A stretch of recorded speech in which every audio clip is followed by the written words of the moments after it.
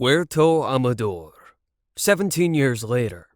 One of those days when you wanted to bang your head against the wall until it felt better. The man you already know all too well knocked on the door that had a sign that said closed on it. After a while, an older woman pulled aside the curtain. You probably remember her from the time back when this book began. I know it's a long time ago, but I'm sure you will remember.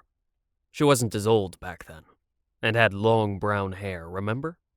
Look, if you have not been paying attention, that is your problem. I've been working my ass off trying to tell you this amazing story, but if you've not been listening, do you know how disrespectful that is? Do you even realize how many hundreds, literally thousands of hours it has taken me to write all this? Maybe I should just stop right now, because you're obviously not interested. No? Well, if you have any decent bone in your body, you'll start over again.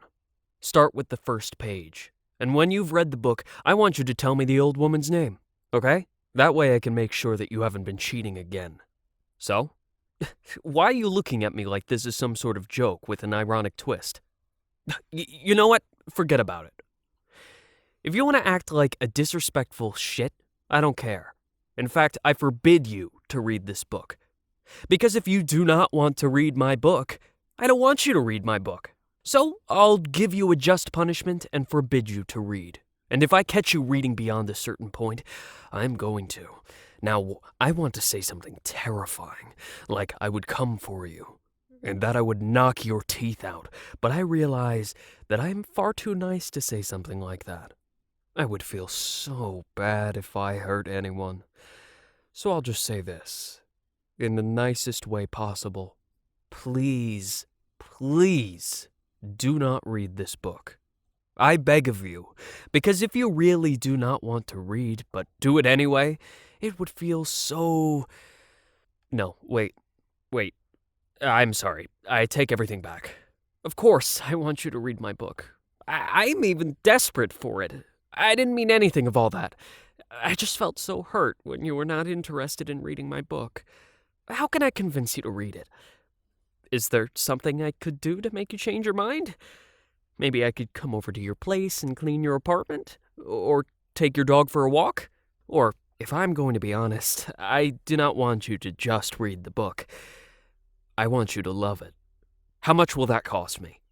Maybe I could clean your apartment twice? Well, if I'm going to be completely honest, I don't want you to just love it. This is how I imagine it. You read my book and you love it, okay? And you love it so much, maybe you could even say that it is the best book you have ever read, and then you recommend it to all of your friends. You read the book again. It is even better than the first time. Slowly, you start to develop an obsession with me, you write fan mail, and after stalking me for a little while, you sleep with me. Even so, you might have to stand in line for a little while because I can only take 2 at a time. How many times do I have to clean your apartment for that to happen? You know, scratch my back and I'll scratch yours. Really? You would just do that for free? Are you sure? I mean, I really don't mind. All right. Okay, then that is a deal. You'll read the book. You're going to love it. Afterwards, you will sleep with me. And I don't have to do anything. No, you can't take that back now. A deal is a deal. A deal is a deal. La la la la la. What? I can't hear you. A deal is a deal. Do you hear that? I'm going to restart the book now, so you can read it from the beginning, and you're going to love it, and when you are done, you have promised to sleep with me. A deal is a deal. La la la la la la la la la la.